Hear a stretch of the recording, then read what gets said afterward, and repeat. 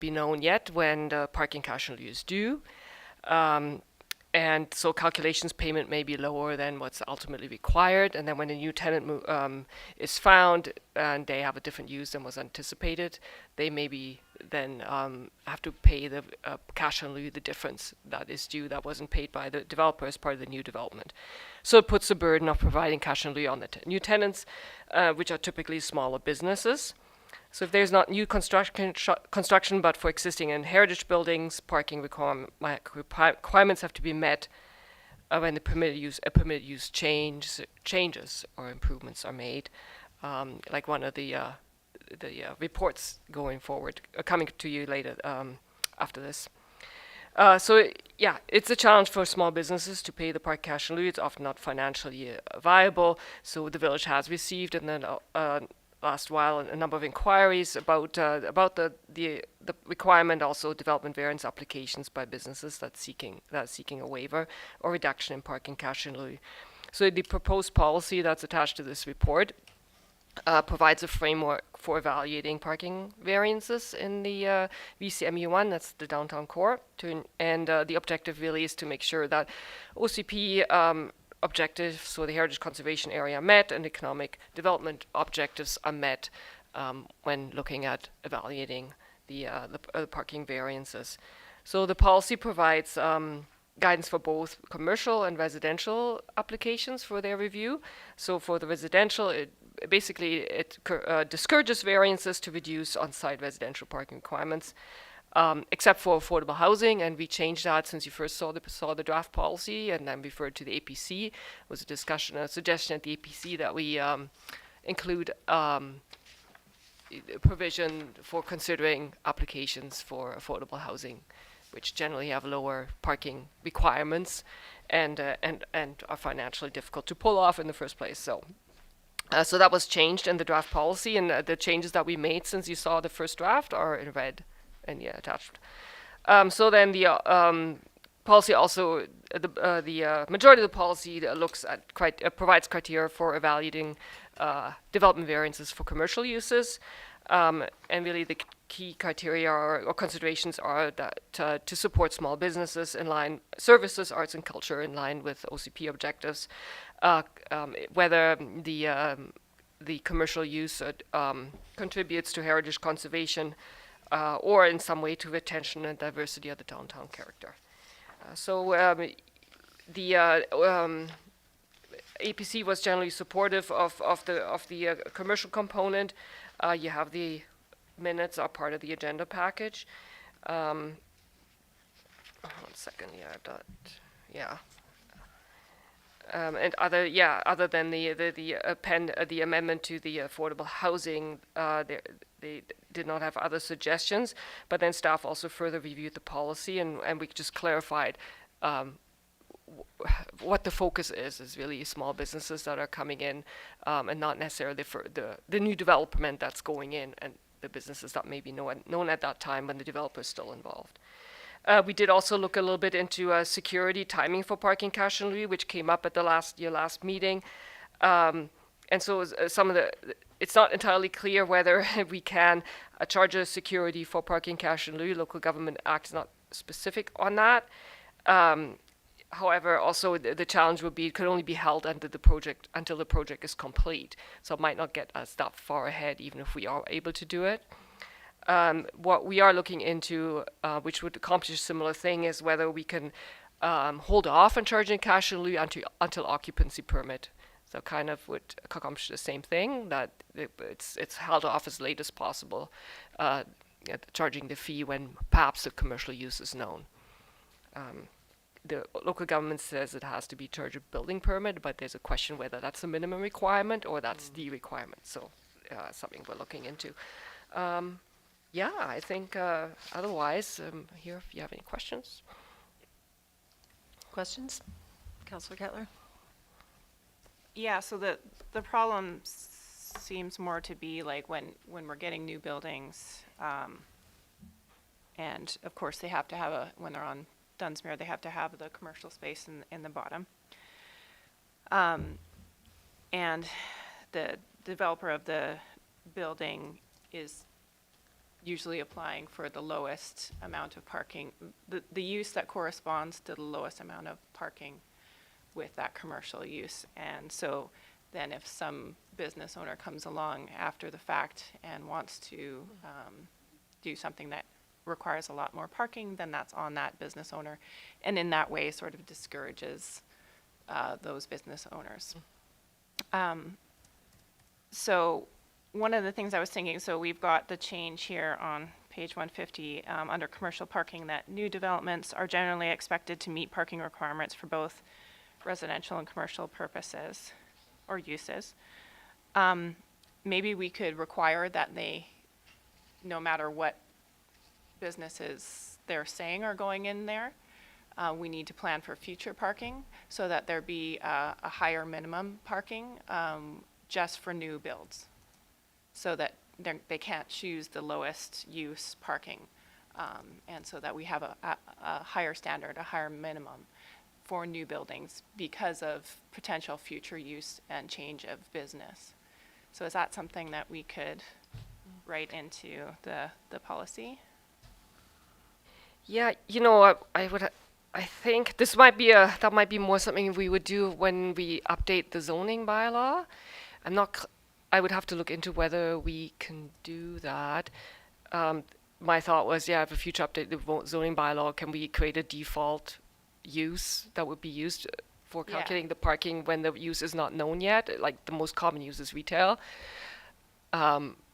But yeah, when we update zoning bylaws, these kind of questions come up. It's not clear in Local Government Act whether you can do it or not. We usually get a legal review, Okay. like a legal opinion on whether we can do something that is not really particularly obvious, because it's usually a stated use.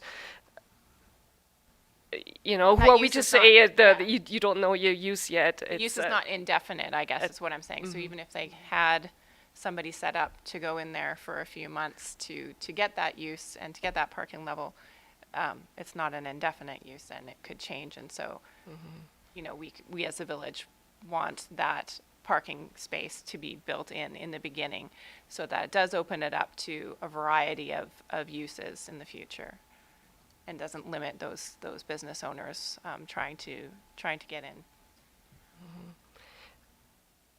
I have to wrap my head around that. I think it could be challenging because you cannot say the developer has to pay it. That would be discriminate against the user, a specific entity. Right. So the parking is due when the use changes, and the zoning bylaw identifies that. When there's a new use or an existing use changes, that's when the calculation is triggered. And then it's based on your table. And if you increase it, then you may also inadvertently affect new businesses. Do you So wanna I add guess to we'd that? have to change just the zoning bylaw in general for commercial use, increase the parking spaces for, say the lowest one, or whatever business that is, increase the use for that. Because with our historic buildings, we're already, looking at them, like there's another one on the agenda tonight about, we understand that we can't change what's already there. So we would have to, be lenient about the preservation of historic buildings and not putting parking above the preservation of historic buildings. So I think that's generally understood. But in the case of new development, we can kind of head off the problem, I think, if we increase the minimum parking standard. Yeah, so that would be part of reviewing when a zoning bylaw amendment, when we're next reviewing the zoning Right. bylaw, we Okay. could look into what we can do for the parking requirements. So are you Um, are you suggesting just a flat rate for all uses? Doesn't matter what the use is. This is how many parking spaces you need for that big a space A minimum of For some kind. a Just new build. for a new build. For a new build. For a new build, Yeah. yes, for a new Yeah. build. I mean, you are able to exempt existing businesses or existing uses from a recalculation.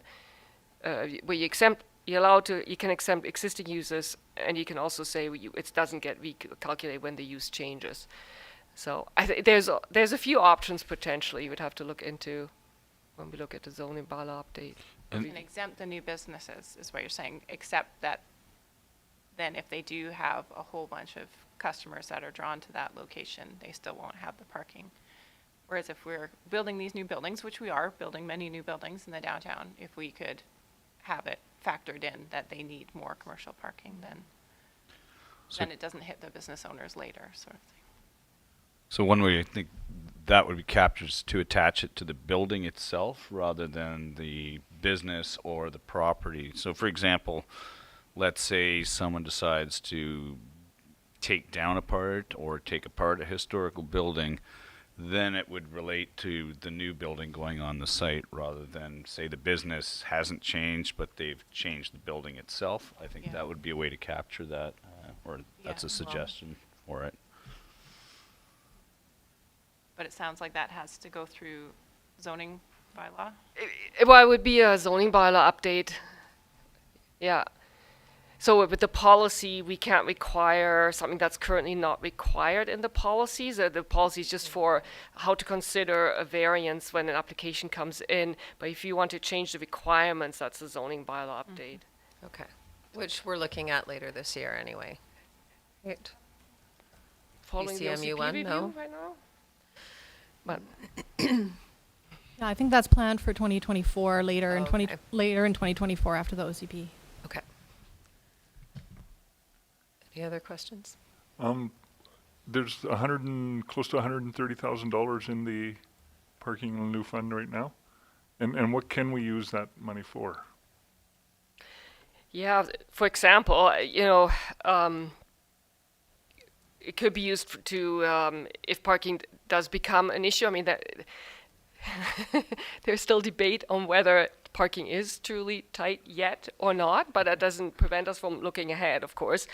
But yeah, you can put, for example, time-limited parking. You could limit the time that you can park on Dunsmuir Avenue so that it would encourage visitors, or customers would tend to park there rather than people who want to park there the whole day. So time limit parking.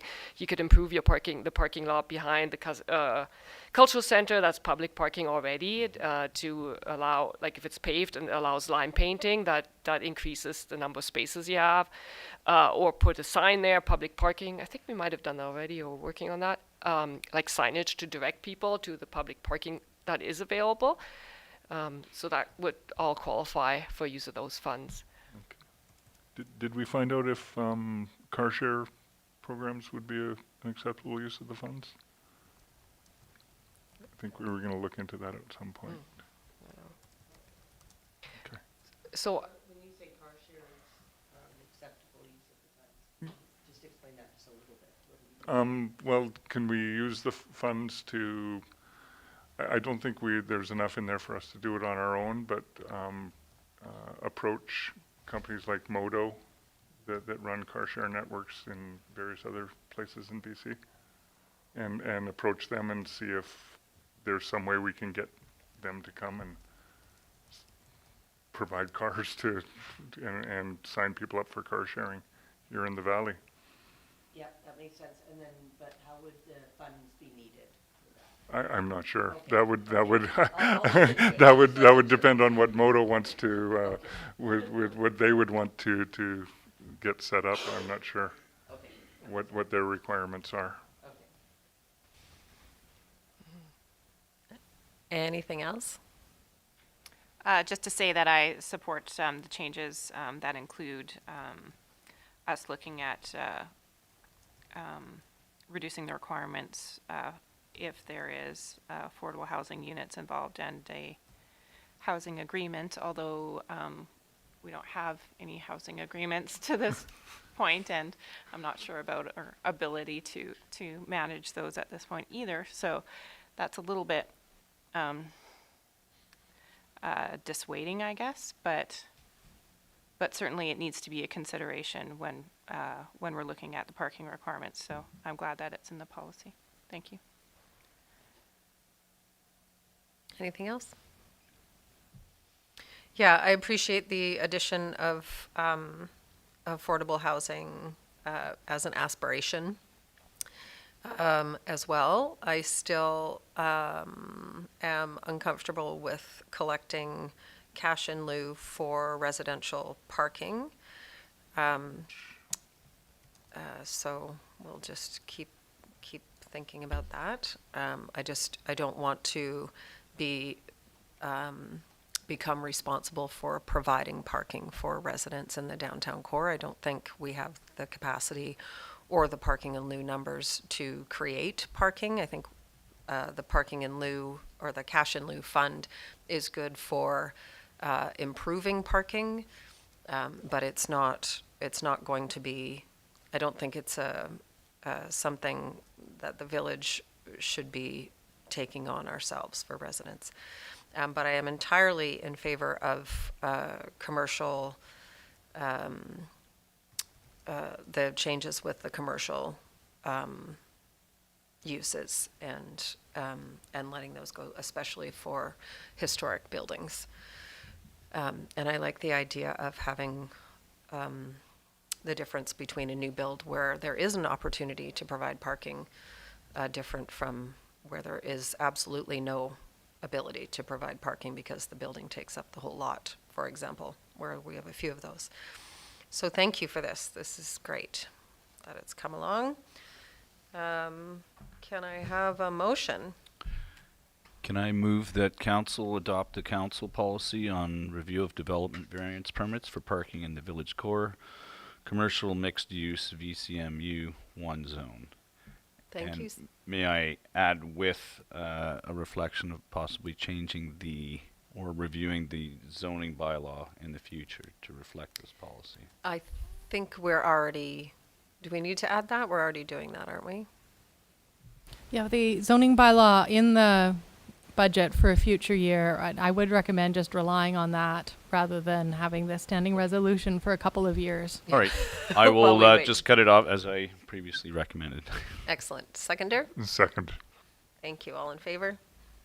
Thank you. And then we'll go back up to 7.2, which is the Beck Avenue development permit. Elena? Yeah, We just switched. we just switched, yeah. Sorry, we're on Beck, right? Is that what's Yeah, going we're on Yeah, Beck. okay, great. And then we'll do, All right, I good don't know why evening, that Mayor. made sense to me, but that's what we're going to do. Great, that works for me. All right, good evening, Mayor and Council. New council members, I haven't been before you yet. Nice to see you. So 2794 Beck Avenue. The village has received a development permit. Oh, sorry, have you made a motion? Do we Did I need miss to? We don't need to We anymore? don't need to, no. Oh, okay. It's there. Thought I was skipping ahead. Not yet. All right. New things 2023. All right, so the village has received a development permit application to construct a storage facility, office, and caretakers unit on proposed Lot 2 or 2794 Beck Avenue. The property is currently under active subdivision. The proposed development complies with the current zoning and siting, and the siting of the building complies with setbacks from proposed lot lines.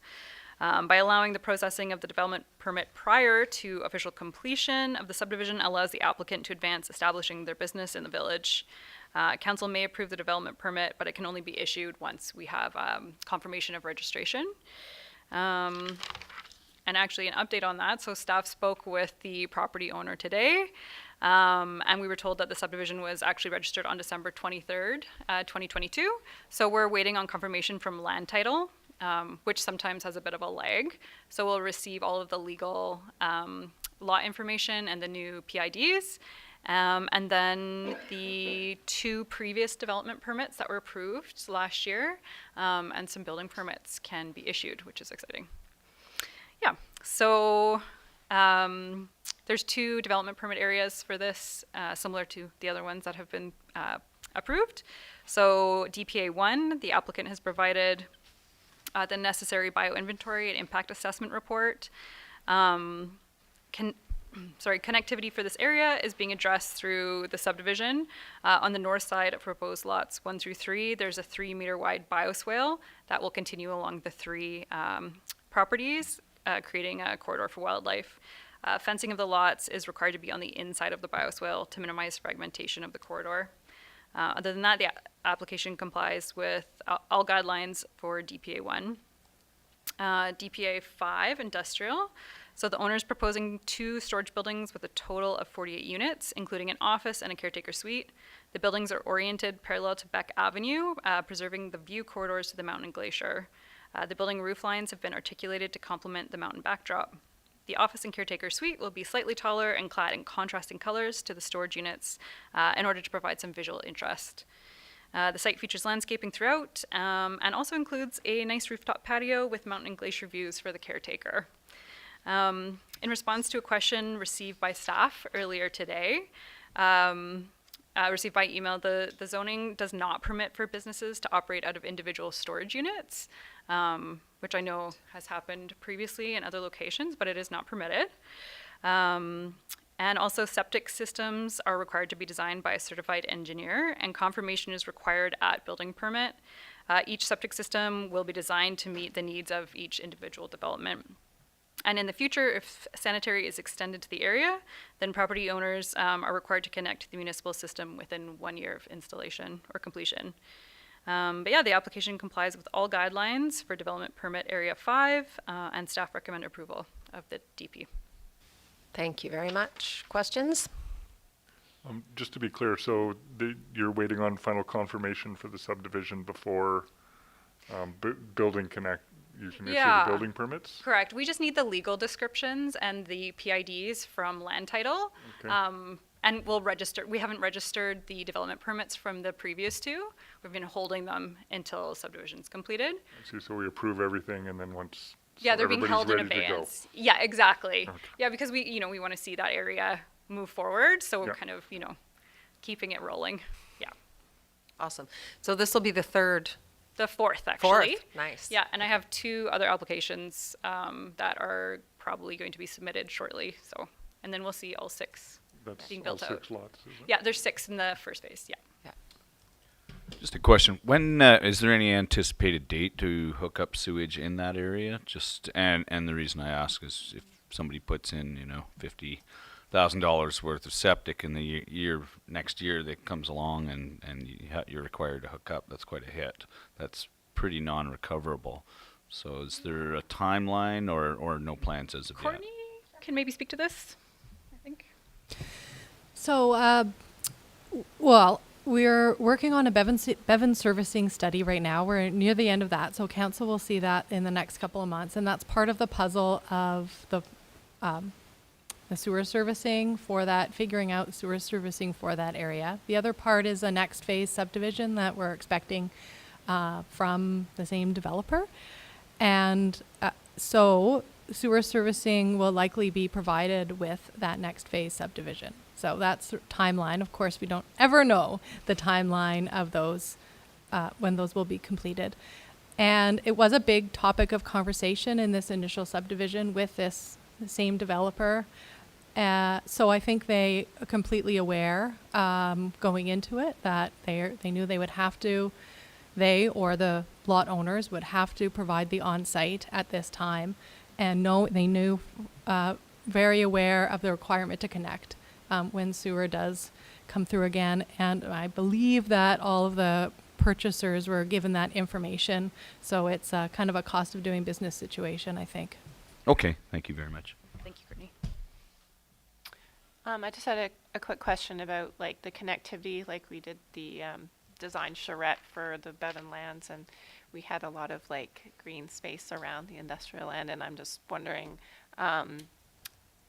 it talked about the bioswale here and that providing that connectivity for wildlife, and so when the next applications are coming in and we're lining all those things up, so that is sort of like the conceptual plan that we saw where we are connecting those pieces together. Yeah, for that's wildlife. definitely on the radar. So, with the bioswale at the back of this first phase, then when the next phase comes on, that'll continue on their property and then. Right, Yeah. okay. Yeah. Awesome, thank you.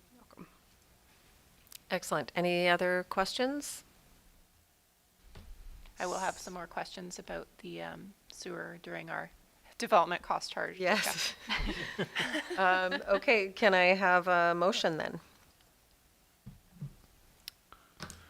I'd like to move that council approve the development permit 2207 DP for the property described, Lot A, Section 34, Township 10, Comox District Plan, EPP 93477, otherwise known as 2794 Beck Avenue. Thank you, seconder. Second? Thank you. All in favor? Okay, and now we're going up to 7.1. And then we'll go back to 7.4 and 7.5, because that's how my brain works. Is All right, this oh, you yeah. too? Yes, it's Okay. me, and I'm still not used to not having a motion to accept the report. We're all getting used to it. Yes, okay. So 2712 Dunsmuir Avenue, this is a parking variance.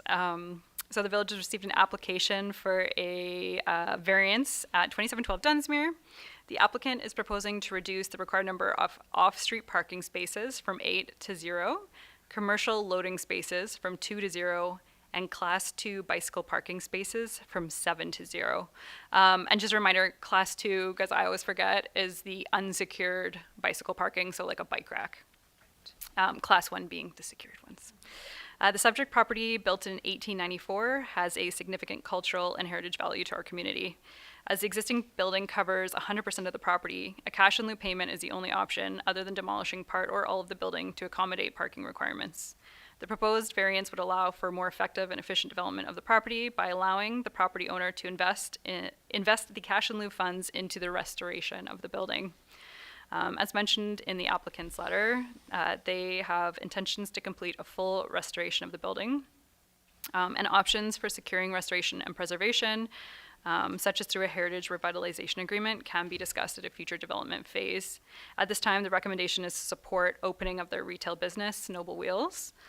The proposed parking variance would only apply to the area of the occupancy permit for the portion of the building being used for the first phase of interior renovation, so the main floor retail space. One of the feedback letters submitted discusses issues with large vehicles navigating the alley between 1st and 2nd Streets. The addition that was mentioned at the rear of the building was completed with a building permit, which was issued by the village in 1996 and did receive final from the building inspector. The addition actually replaced an open garage/carport that was in the same location. That might have been slightly smaller in size, but there was a structure there previously as well. A survey also shows that the building is actually clear of the rear lot line, just by a few millimeters, but it is within the property line. However, the gutter that's mentioned is an aerial encroachment. And it obviously is an issue because it gets squished all the time. And staff can talk to the property owner about an alternative solution, for sure. Unfortunately, the main issue really is the size of the delivery trucks using the lane. It just wasn't built to accommodate these giant semi-trucks. And in the future, future parking studies for the downtown could definitely include a review of how delivery vehicles navigate our community. And that's it. So I'm here for questions. Thank you so much. Questions? Go ahead. Yeah, I'm super happy to see this building being restored and used. Having somebody occupy it is also wonderful. And I think, you know, that heritage value is definitely something that we should consider with this application as far as parking. And so in my mind, I'm willing to forgive the 8 parking stalls and the 2 commercial spaces. But I still would like to see, I know they have bike parking inside the building for their very expensive bikes. But I would still like to see the outside unsecured bicycle parking, just some kind of bike rack, because I think we still do need bike parking in our downtown, and so I'm not going to vote in favor of forgiving the bike parking. It did sound like there was some resistance on staff's part about maybe it being an accessibility issue if it went directly in front of the patch on the sidewalk. but maybe we could put that somewhere else and negotiate that with the applicant to put that outdoor bike parking somewhere else. Yeah, I wouldn't, well, resistance, yeah, maybe not resistance, but I did walk it with operations, and just look at that area. And because we don't have a plan for bike racks right now, and we might want to down the road, we also don't have a standard. I think, I can't remember off the top of my head, because it was before my time, but one of the, maybe Rotary put in some of the bike stalls. Was it Rotary? I'm not sure. Yeah, but you know, but there's a few down Dunsmuir. Yeah. What about the little, Yeah. Round the ones. little yeah. Yeah. I think the resistance maybe is just not wanting to kind of like put them without a plan until we have something more comprehensive. I'm definitely not against having bike racks downtown, and there's definitely some spots that accommodate that, but it would just take some more time to look into. But we could definitely look into that more. And could we not put that into a reserve until we have such plan? So say they still pay for the 7 outdoor bike parking. We don't have a spaces? cash in lieu for bike parking. We haven't done that before, so I would have to look into how we could collect those funds or where they would live. Is the equivalent one stall of car parking? Because we could say they could do a cash in lieu for one. That would be outside the bylaw. Like, I don't know if we could do that. We could, I guess, potentially ask for a quote for the install and like furniture, and then hold a security for off-site works, because it would be on village property, so it's off-site Yeah. works for Yeah. the village. I don't know, Courtney, do you have any? Yeah. Well, thanks. I wanted to ask Michelle a question. Do we know if we can use parking cash in lieu funds for bicycle parking? Because that would be an option if we could. I believe we can use No. parking cash in lieu for alternative transportation as well, because I have looked into this previously. Yeah. It does include like bike lanes, or I think we could potentially, Yeah. but we don't have like a number. Yeah. But through the mayor. You go ahead. I think that if we can, then there is logic to the suggestion to reduce the requirement of parking by one less than they asked for a vehicle parking stall, so that some funds do go into the cash in lieu, and then later they could be used for bicycle parking. If we can just confirm that we can use that's funds for bicycle parking, then I don't see any problem with that. Sorry, just for clarification, are you saying they would pay $10,000 for the 7 bike spots? Like we would take a cash in lieu payment for the bike? I think that was the question. Yes, that Yep, was the question. that was the question. So I don't know the equivalent values actually, but Okay. So maybe I would just suggest that council, when you make your motion, leave out that you, like, leave out the variance, or the parking, like, the variance for the biking. And then let staff actually figure out what to do with, because they're not getting the variance, and they actually can't provide it. So with that would leave it to staff to find a solution. And what it may require is a little bit, we might be working outside of the bylaw a little bit, but it sounds like council is okay with that. So I think my question around that is the intention of the bicycle, the requirement of bicycle parking specific to that business, or is it a general provision that we ask those builders to provide for the community? Because if it's a specific requirement for that business, then they are providing 7 spots inside. If it's a provision for the community, then we might want to go down the other route and make sure that there's parking that's available outside the business. It is for the business specifically. It's calculated based on the use of the occupant. So, yeah, it is business specific. So, sorry, go ahead. So I wanted to say also that we can require this outdoor bicycle parking.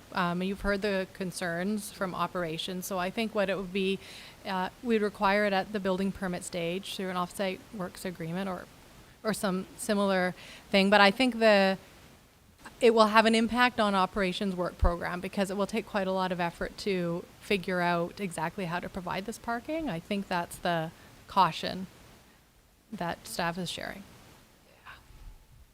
Thoughts? Yeah, my concern about them having it inside is they've said that they even have a program where they're incentivizing their staff to cycle to work, which is wonderful. But if there's only 8 spots, I think they said, then, you know, probably half of that would be filled up by staff. And so it's not really that much. It's the only parking that they're providing because we're waiving the car parking. And so just like 4 bike stalls or 3 bike stalls possibly that they're providing for parking in total doesn't seem like enough. It's a bike shop, so they should maximize the bike parking, I think, as much as possible. As staff are also, they can park and they can put their bikes in the back. They don't need to use the public bike spaces up front because they have that big storage area at the back where Okay. staff will come in and out. So there's quite a large storage area in the back that staff can park their bicycles in as well. So Okay, they don't well, that's necessarily good. need to be up front. So they're not going to be using that space in front. I mean, they could, but they also have other spaces. It's just they do have to provide those spaces for visitors. Right. That number of secure spaces, and then I think it's like, is it 15 spaces altogether, which probably will never, like, because it's specifically for that business. I don't know if they'll need 15 sorry. spaces at once. How are they providing 15 spaces? Well, if like this, because there's required 7 outside and 8 inside. Oh, right. But they're Yeah. not providing the 7. But they can't do the 7, but Right. the staff can also put their bikes behind the counter, like in the back storage area. Right. So I think they'll probably, I mean, Can they count that as the part of their 7? If they're indoor spaces? technically, yeah, I guess if they just If they put a showed- 7 bike rack inside in the back storage area, would that Yep. solve the problem? I think so. I guess it doesn't, I don't know if it has to be class 1 if they're going to make it a higher level of bike parking, maybe. If they provide all 15 as class 1 Yeah. indoor spaces, then Most I'd- businesses don't have that ability, so I haven't been no, asked that yeah, before. but they've got more space than they They know have what to so do much with in there. space. Yeah. Yeah, and how busy are they going to be? I mean, my understanding is that they're selling very high-end Rims. rims. Yeah. So, Yeah. like in a day's business, if you sell 2 of them, you've done your day, I don't know. I can't speak to that. right? Like, is one. right? Is that Well, it's right? not like So a, it's not going to be like I don't think we're going to be down there buying patches for our patches and 24-inch tubes for our kids' bikes. No, right? like, I don't, they're not a There's not going to be a storefront lot like of the other traffic bike in the store, I shops. don't suspect. I can't say for sure because I don't know their full retail business plan, but I Yeah. know that their business is mainly putting together their rims once they get them in the back and then selling their rims, I believe. That's my understanding. Yeah, and these are, Okay. yeah. Yeah.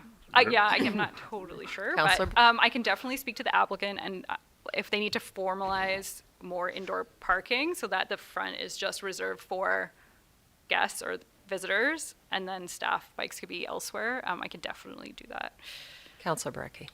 Yeah, I think that's a good suggestion, and probably they'll have a number of things on displays, which might even count towards private bike racks. Just given the historical use of this site, and it's never, when it was the patch and used as a different thing, there really wasn't that much in terms of parking problems there. They're on the corner.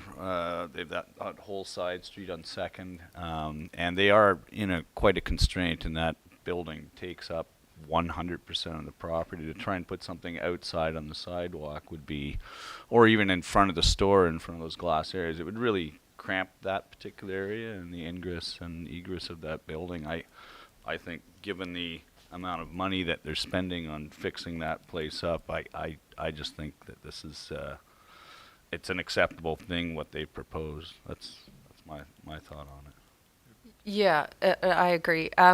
And I'm also having trouble with the number 15 parking stalls, because what I'm reading in the recommendation is reducing the number of Class 2 bicycle parking stalls from 7 to 0. Oh, that's because they're not asking for variance for the class 2. Or sorry, the class 1. I mixed Because it they're up. already Because providing they're them already inside. providing it, so they're not Gotcha. asking for anything to do with Okay. that. Yeah. Okay. Yeah. Just one more question. Where did the bicycle parking requirements come from with this site? I haven't seen it really. Yeah, it's in It's part in of the parking bylaw. Okay. So there's a calculation, just like how there's a calculation for every single use in each zone for vehicle spaces, there also is for bicycle spaces. Most of the time, they're able to provide them. We don't have a ton of 100% lot coverage buildings. Yeah, so Okay. often it just doesn't come up because it's not an issue. Yeah. Understood. Yeah. So just going back to bike parking in our future plan, so are we not accepting like any bike racks on Dunsmuir from any future businesses right now? Potentially, it just hasn't come up. I know at CBC they hung their bikes on the fence, so that wasn't really, because there's no space there for street bike racks either. But they had, a unique property where they can hang bikes outside. Yeah. But it's their responsibility to provide the parking on their property. On their property. Yeah. Yeah. Yeah. This one's just tricky because they don't have any exterior property. And then it becomes the village has to get involved in it. Yeah, it's a bit new. This problem. This is a new problem. Or challenge, I should say. It's not a problem. Yes, challenge. Situation. Go ahead, Courtney. So I can confirm that the cash and Louis collect for parking can be used for cycling infrastructure.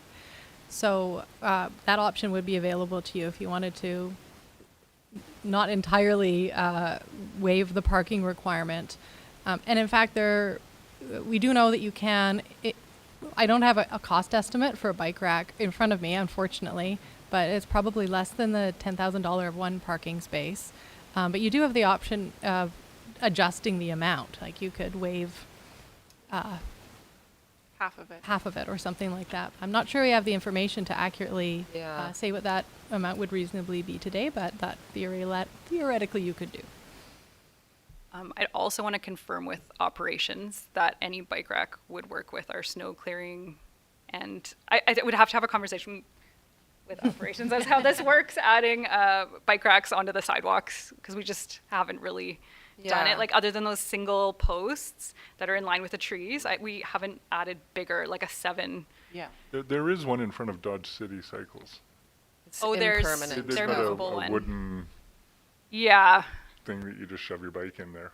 that's not formal. No, Yeah. it's, yes, not very, very So, and informal. I think we've gone around and got the information we need to move on. And I am concerned about asking them to put a 7-stall bicycle stall on the sidewalk on our property, because it's going to impede accessibility and snow clearing and all kinds of other issues. So I think, what I would suggest is that we ask them to provide their staff bicycle parking on the interior of the building. And I'd like someone to make a motion, please. Where's our motion at here? Yeah, this one ticks all the boxes for me in the policy we just discussed. So if they're willing to, as you say, put the extra 7 stalls inside somewhere, I'd like to move that council refer the development variance permit application to reduce the required number of off-street parking stalls from 8 to 0, the number of commercial loading spaces from 2 to 0, and the number of Class 2 bicycle parking stalls from 7 to 0 on the property described as Lot B, District Lot 21, Nelson District Plan EPP 61337, 2712 Dunsmuir Avenue. Yeah. Okay, and before we second that, we did just approve the policy on development variance permits for the VCMU1 zone. And we do have minutes from the APC that say that they are in agreement with all of the things in that policy. So I'm not sure we need to refer No, this I- to advisory planning. I didn't. And so we're just going to approve it. Second? Rachel? I just want to confirm that that's the motion is to Yes, approve it. just to approve it directly. Sorry, can I just And ask? Michelle, yes. And just want to confirm that you actually do want to vary the bicycle parking stalls from 7 to 0, Correct. yes? Well, outdoors, Yeah.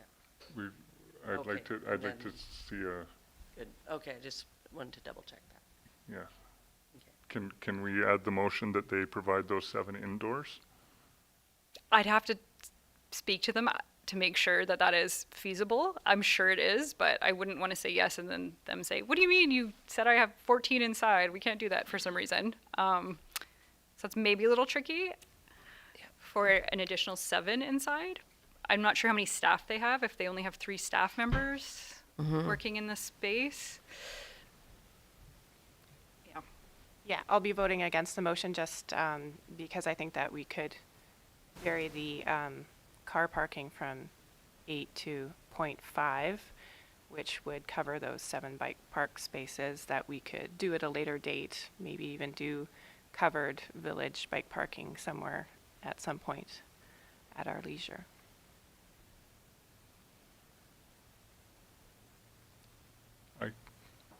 I could go with 0.5. I'm sure they would not be upset to have a bill reduced from 80,000 to 5,000. Okay, so we don't have a seconder for the first motion yet. If we want, Okay, so should wait I up, remake hold on this? one sec. Oh. We have staff conferencing, Yeah. yes.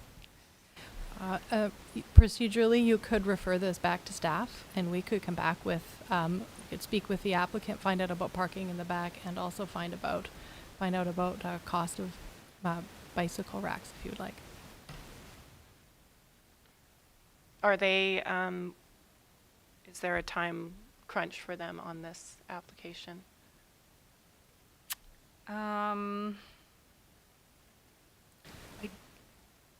They technically could still open with their building like the building business license, like the parking part in progress, would be fine because it's not like we haven't talked about it all. So that would be in progress. It wouldn't hold them up from opening their business. I just don't want to say for sure, but the last conversation I had with one of the Noble Wheels guys, he said spring, so we're still in January. I think it should be fine. Yeah. Well, and they were expecting, they knew the recommendation was this was to be referred to the APC, so they weren't expecting it to be approved tonight Yeah, based on the report. yeah. I think just a point of, there was a motion on the floor, and I did second that. Oh, you did? I did. Oh, I didn't hear that. I'm Yeah. sorry. Okay. So So when we didn't vote, so Rachel, do you Troy want can to? withdraw the motion. Yeah. Or a friendly amendment, which is 8 to 0.0 or 0.5. I think we should withdraw the motion and refer it back to staff to find out the actual costs on that. Rachel? If I may. Yes, thank you. It would be best if that was a vote. Okay, As council to withdraw. okay, So if you make a motion to withdraw and then vote on that, to have the majority, okay. So you don't want us to vote down the first motion? it would be best not. Okay, so we're going to now vote to withdraw the motion, and you're making that motion? Yeah, make a motion to withdraw. And you're I'll going to second second. that motion? And we're going to say all in favor of withdrawing. Excellent. And now we need a second motion to refer To staff. back to staff And it'll all come back to us again. Excellent. I'll make the motion to refer it back to staff. Thank you. And a seconder? Okay, I'll second that. Thank you. All in favor? Thank you. Okay, we worked through that one. Shorter next time. Promise. Thank you for your patience. Okay, so 7.4, Rural Economic Diversification and Infrastructure Program. Kaylin. That's way down here at the bottom. Thank you, Your Worship, Council. Likewise, I'd like to say it's grateful to be in front of you for the first time. Also grateful I attended this meeting. It's been lots of interesting conversation. I have a report in front of you on the rural economic funding that's available through the provincial government traditionally every year for us. This report has been brought to you sort of out of order, I'd acknowledge. Ahead of sort of getting into it, typically staff would prefer to bring the grant opportunity and seek your approval and your input prior to. But the time constraints on the REDIP, it was released in third week, mid of November, and given till January 4th to submit. So I will acknowledge as we get into this report that I have submitted an application and in hopeful with your approval. And of course, down the road, if we find that it doesn't fit within our plans or the work plans, we don't have to accept the funding when we're successful. So, but that's another conversation.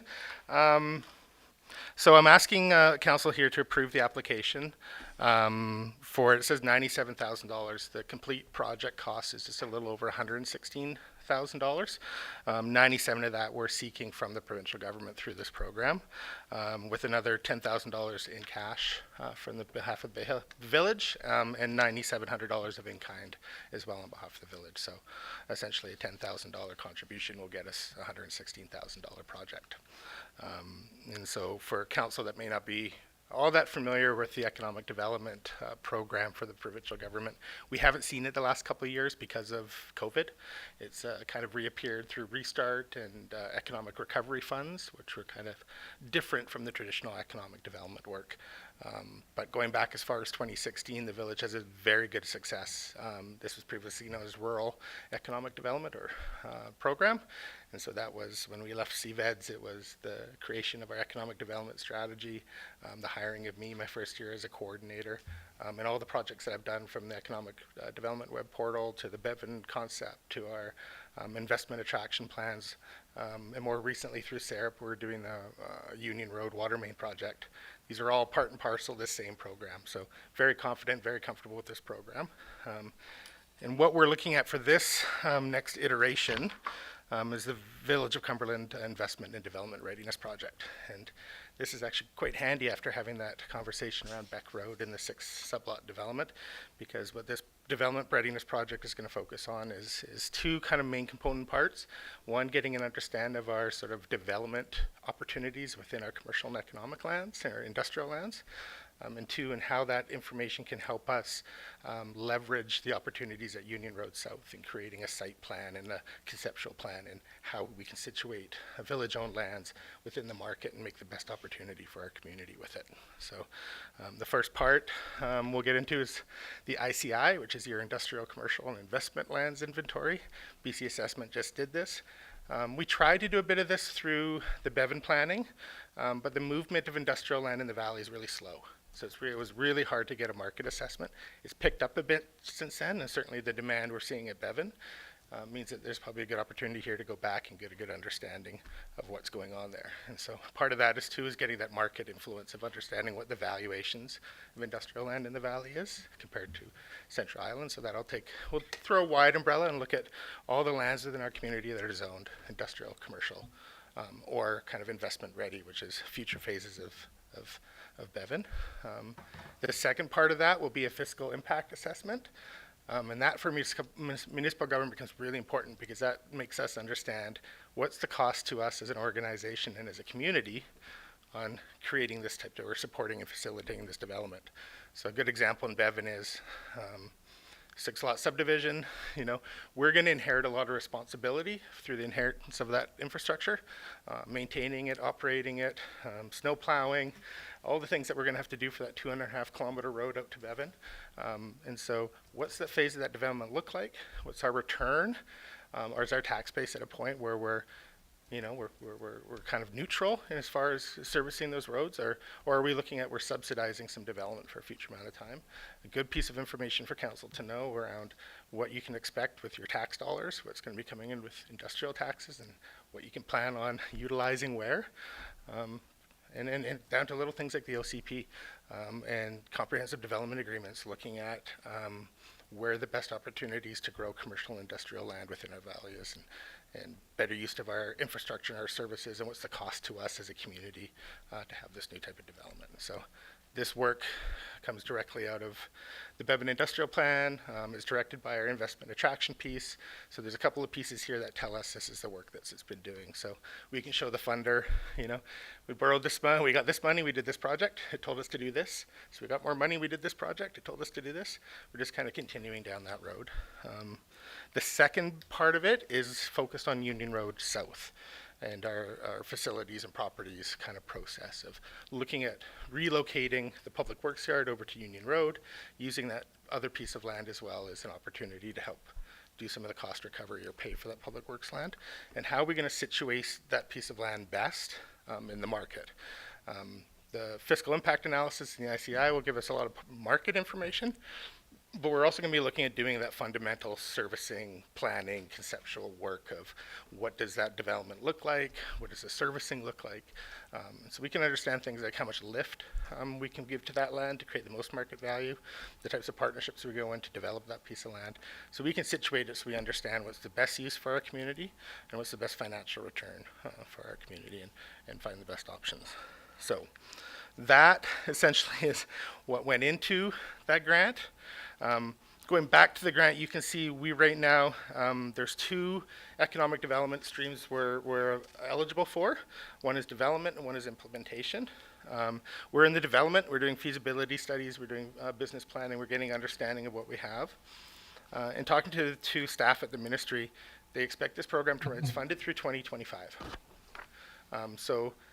Looking our eyes down the road after this work and looking at that implementation side of that little table that describes having things like servicing plans, conceptual designs, the next piece of available work we could do under implementation is hard infrastructure.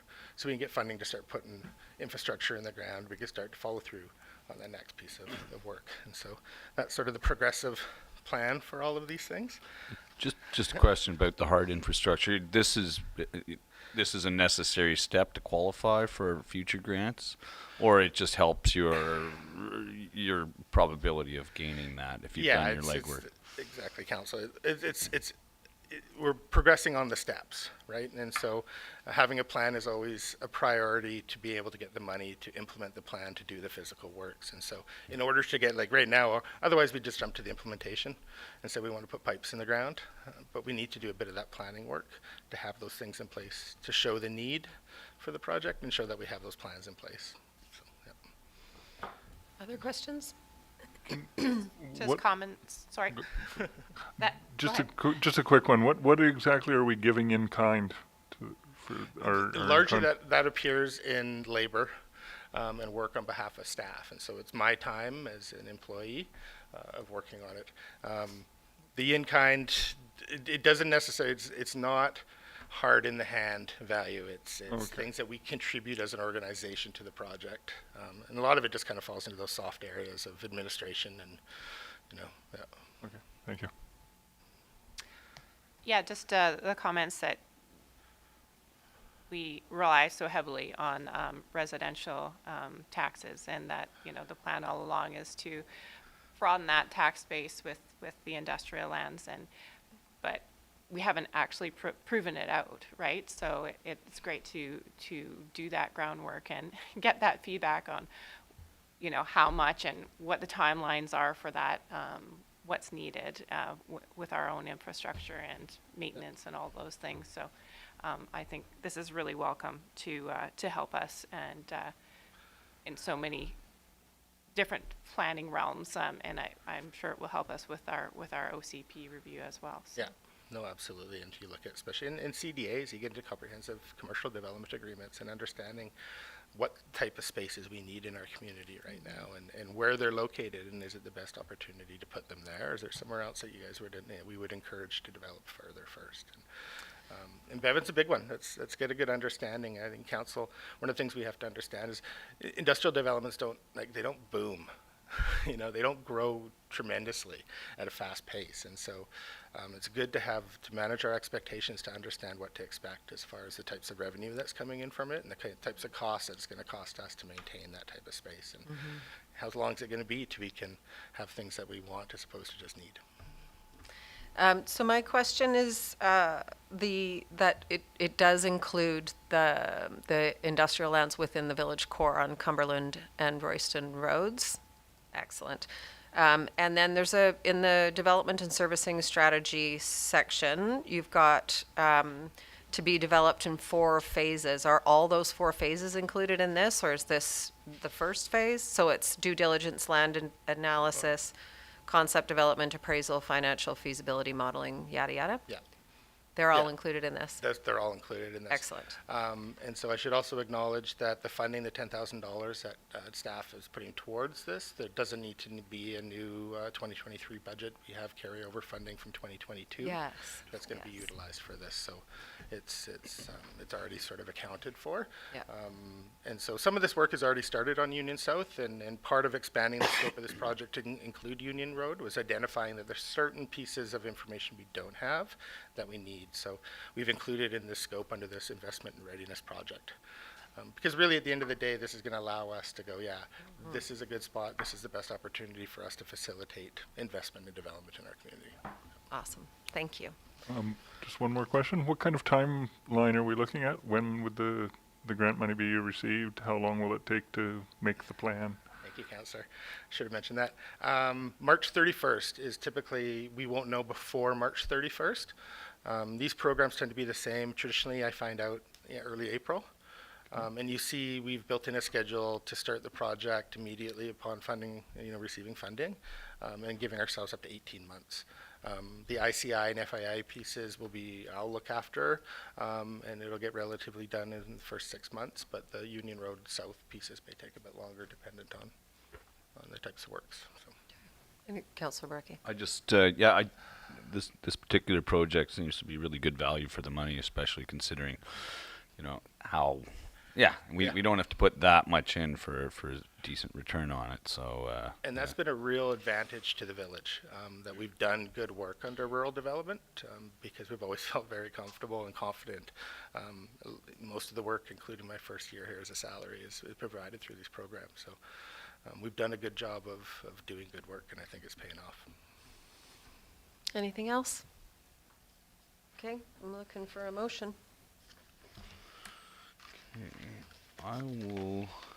I'll make the motion that council approve the application for $97,125 to the Rural Economic Diversification and Infrastructure Program for the completion of the Village of Cumberland Investment and Development Readiness Project, with the village cash contribution of $10,000 and in-kind contribution of $9,713. Second. Thank you. All in favor? Thank you. Thank you. Okay, so council monthly reports. Receive them after we talk about them? Yeah? Yeah. Yeah. Yeah? Okay. No? Yeah. We could do them now. We could receive them and then talk about them. Okay, move receipt. Second, all in favor? I think you're first. Oh, I am. I'm the bee. Well, I don't have it in front of me. One sec. Here it is. Well, thank you. Okay, so what do we want to talk about?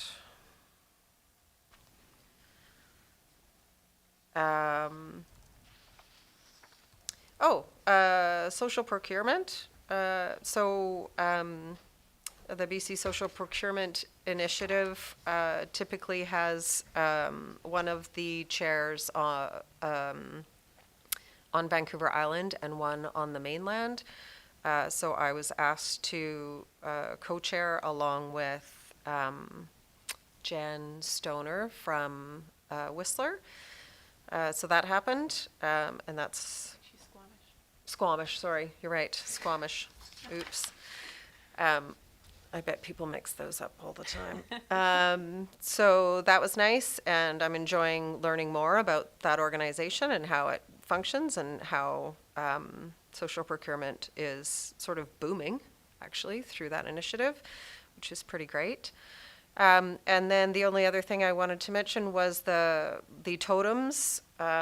So they were outside, and then we had some snow, and it became very cold, and the chainsaw work was done, so the carvers were looking for an indoor place, and a couple of members of the community stepped up to locate a place. Thank you, Vig. And then I was talking with one of the Eversons, and I thought, oh, what about the school? And contacted the principal, and she was like, that would be great, which surprised me. And so the totems have been moved into not the Beaufort building, but the other one, which name? Strathcona. Strathcona building. Thank you. I'm trying not to say big and small. The Strathcona building, and I think they're still there. And the carving will be finished there. So it provided a really cool opportunity for the kids to be involved and for Carver and Junior to be able to share that knowledge with them. And so thank you so much to CCS, not CCSS as I put in my report, but just CCS, the school, and the principal for being amenable to that. That was really awesome. And that's all. Who's next? I don't have the list in front of me. Niels. Neil Barecki, yes. And I apologize. This is my first one, so my apologies to the mayor and council for being brief. I didn't quite catalog absolutely everything, but the highlights. Boy, got to get to the highlights. We met with the Community Justice Center to discuss and meet the incoming chief administrator. I'm not sure if that information is still in the public yet. It wasn't. I think it is now, so you can say. Okay. Yeah. I can't remember Karen's last name. Do you? Mills. Karen Mills. She was with. Millstone? She was formerly with the Habitat for Humanity. She was running that, and now she's replacing Bruce Curtis, who is retiring this year. So we'll be sad to see Bruce go. We also discussed looking for a new patron for the Justice Center there, and that's typically they'll put their stamp and seal of approval on all your correspondence. So that's being discussed and searched for. And then we're looking at organizing the Campanola Lecture Series coming up in March. So more details to follow here in February regarding that.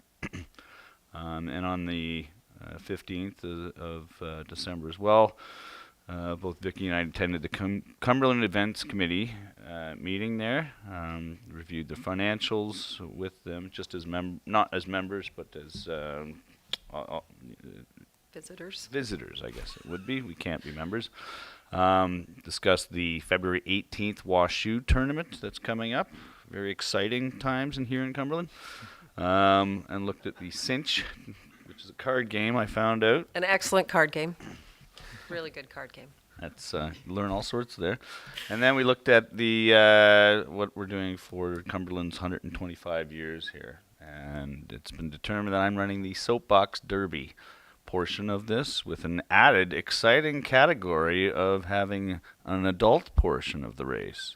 Meaning adults will be able to participate in the racing of the soapboxes. Just want to clarify that. Anyway. Sounds dangerous. There we go. That's and then in addition to the other council meetings and things we've been doing regularly. So Thank you, again, Councillor. report. And Councillor Kettler would be next. Yes? Thank you, Mayor. Yep,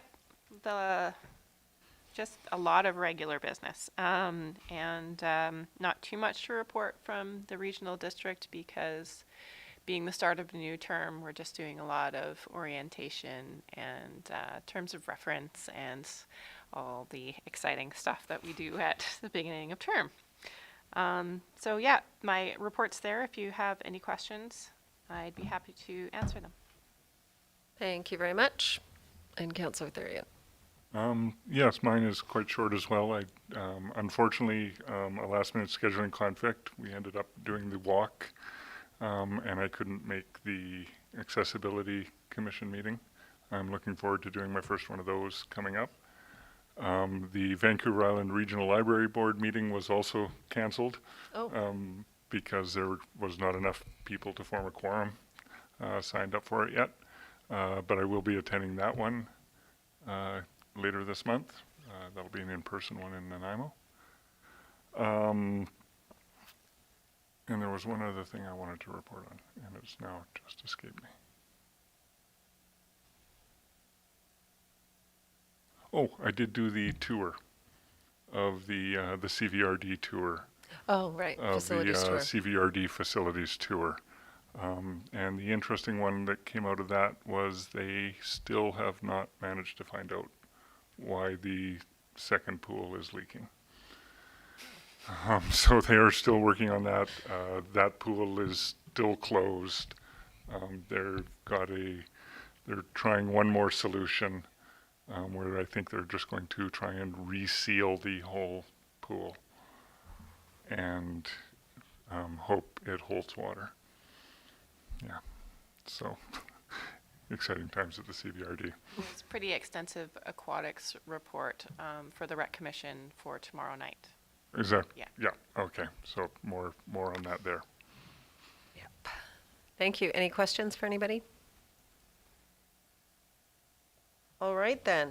Development cost charge bylaw. Rob, is that you? This was the small report, right? This was the small report.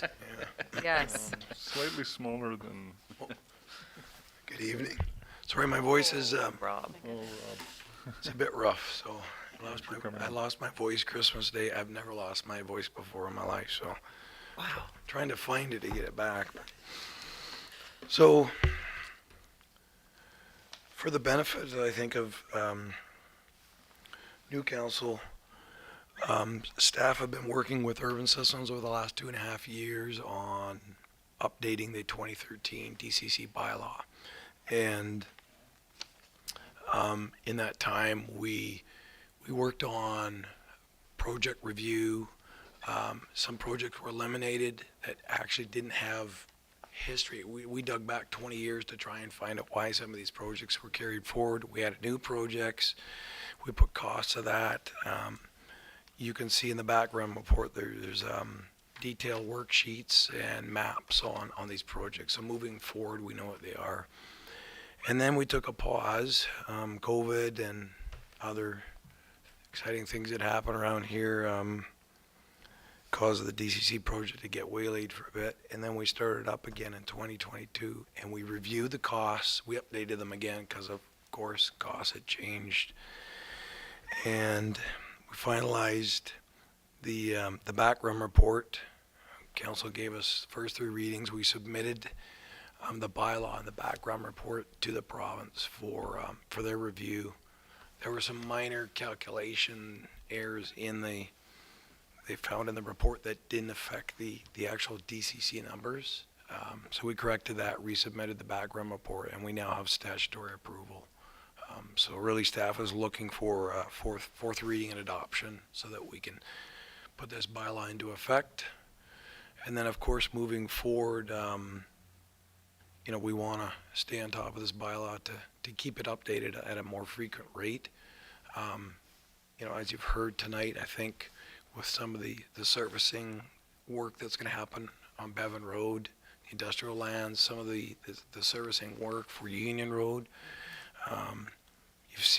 you'll see if you haven't already in the budget, the 2023-2027 budget, we have projects in there to update the wastewater master plan and the storm drainage master plan. Those need to be updated and form part of the stage 3 liquid waste management plan. So there's a lot of work that needs to happen.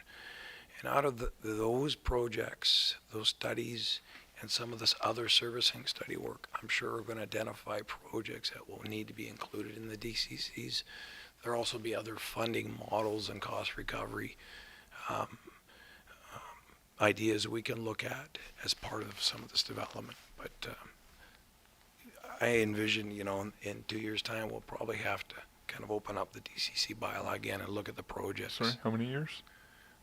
I would say, well, that the storm drainage master plan is right now slated for 2024, and the LWMP stage 3 is a 2-year process. So we're going to start that this year and have it wrapped up by the end of 2024, so that we can get an operational certificate for a wastewater treatment facility through the Ministry of Environment. But lots of work ahead of us.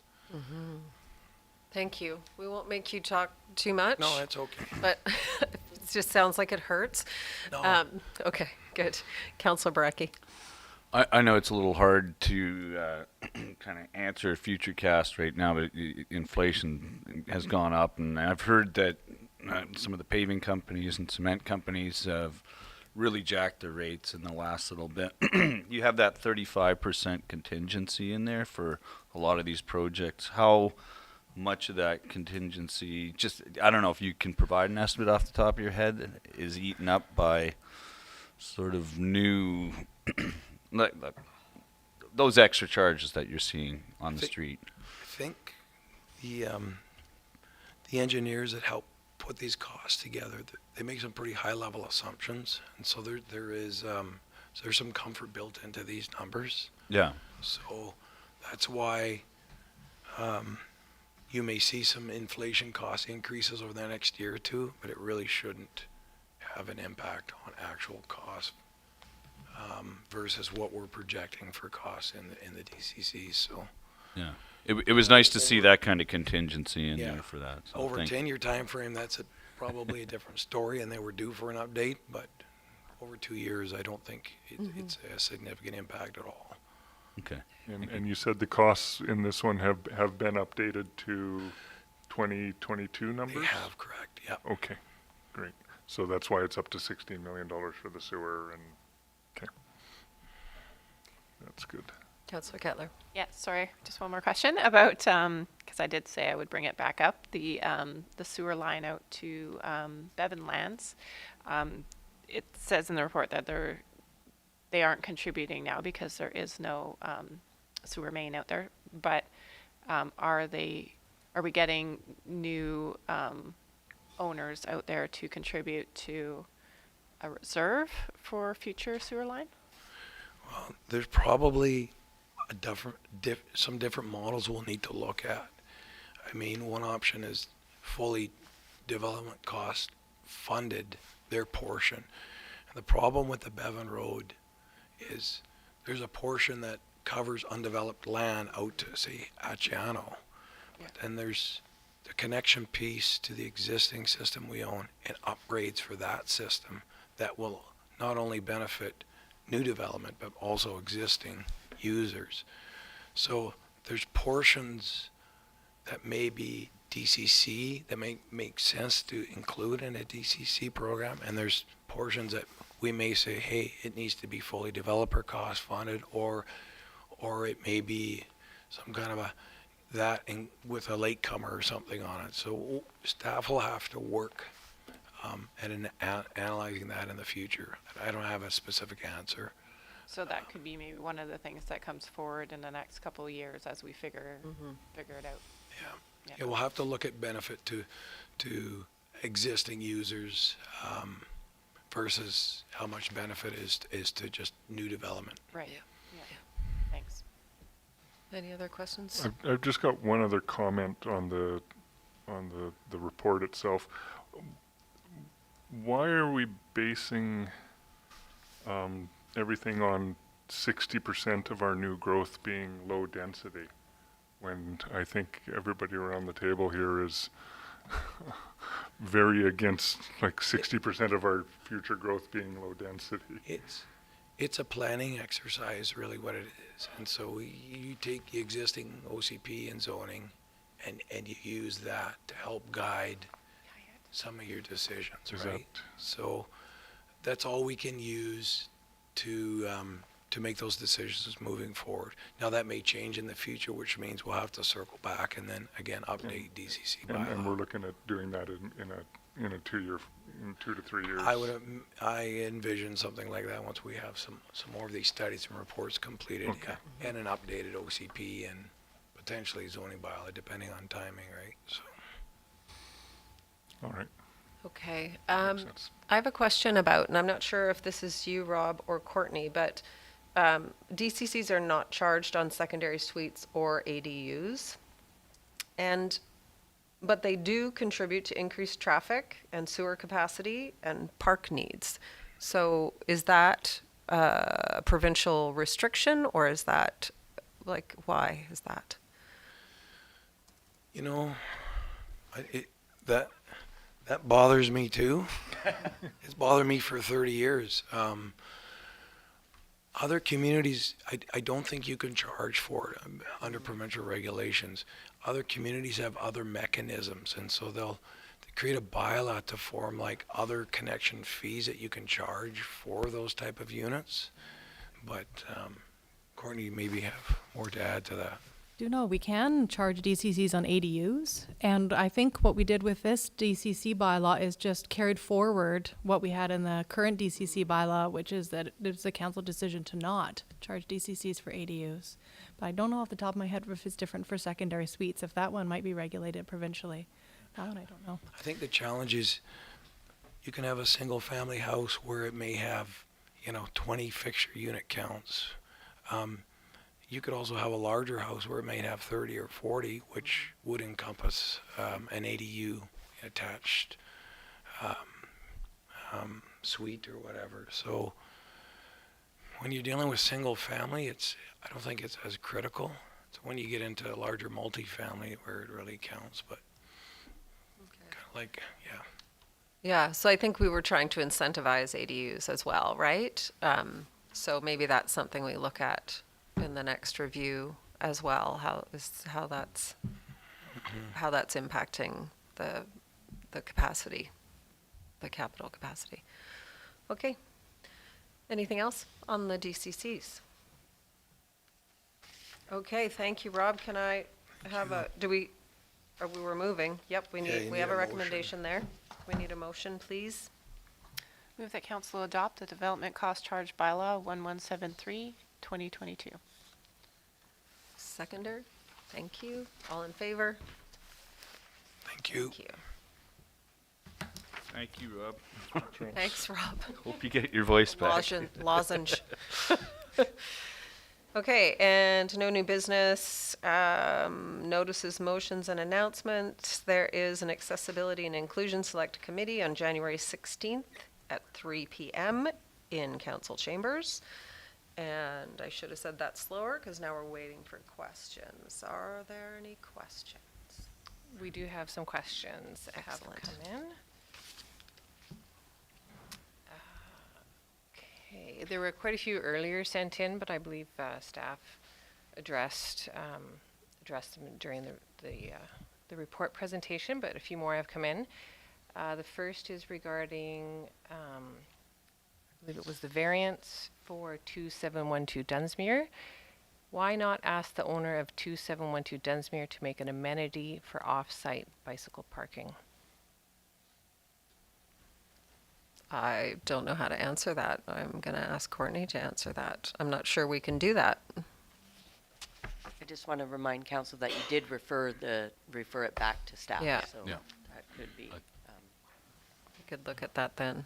I'm not sure what that means, an amenity. Like, Yeah, so amenity contribution is a term we usually use in the context of a rezoning. Community amenity contribution. At time of building permit, there is the ability to require off-site works. But all this how that relates to the application can be included in the information that comes back. yeah.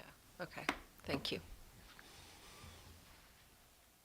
Okay, and second question on the same matter. Is there a standard for a percentage of a build that doesn't get reported in a staff report?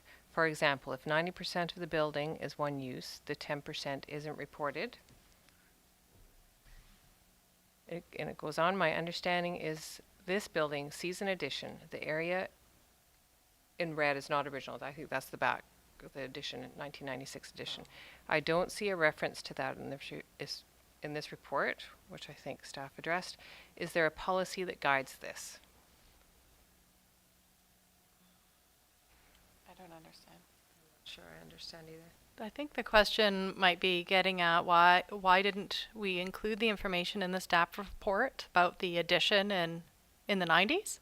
That was presented verbally, but it wasn't in the staff report.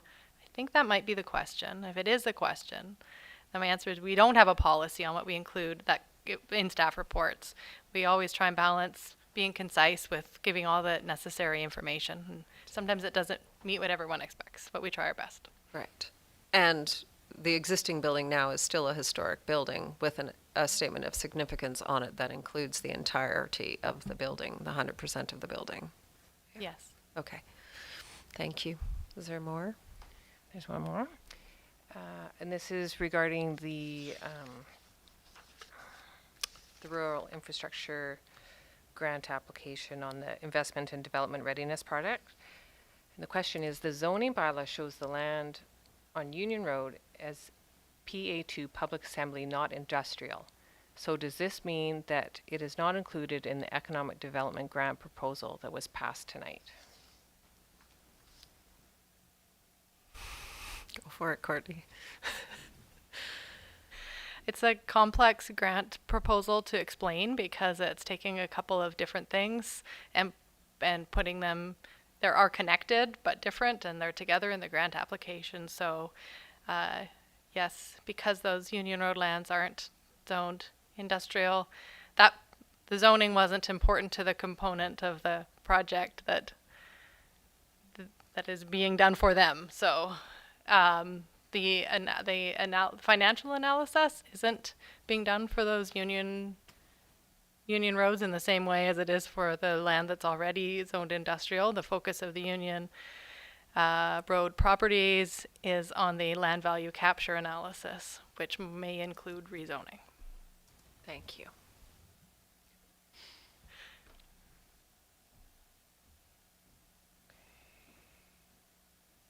Just going to check one more time.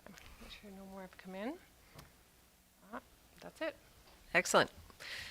Okay, can I have a motion to adjourn? Oops, wait. Oh, there's questions in the audience. Thank you. I'm so sorry. Thank you for being here. So excited that there were so many questions online too today around. I have one quick question. It was alluded to in the oral report. Great presentation about the FAPS building, but it was to do with the public signage. I've asked this question a number of times over the last 2 years. Public signage about where public parking is off-site. Behind the cultural center, we have been offered that sign for a number of years now, and I just wondered what the update was on that. It was supposedly in the works. It would be a raw question, I guess. That All right. sign indicating that there is public parking in behind the cultural center. Yeah, so I know there's a sign in this parking lot that identifies that as parking, but is there anywhere else? Well, I'm thinking elsewhere in the village, the intersection. I think, is that the only place that was planned? I don't recall. There is supposed to be signage for Directing people there. Yeah, yeah. That's what was suggested, pre-COVID. Mm-hmm, If there was an update on that, because I do know that it helps and it does work. for sure. Because I have seen, well, those of us that do the events actually put up, like we did it in Woodstow, we've done Yeah. it in Wild, we put up a physical little wooden sign there. People go there. We did a show in number 6 Mine Park, and we indicated to all our ticket holders that's where the place was full. So I do feel, Right. even though parking is not yet a serious issue, I don't see us happening, but it will be soon.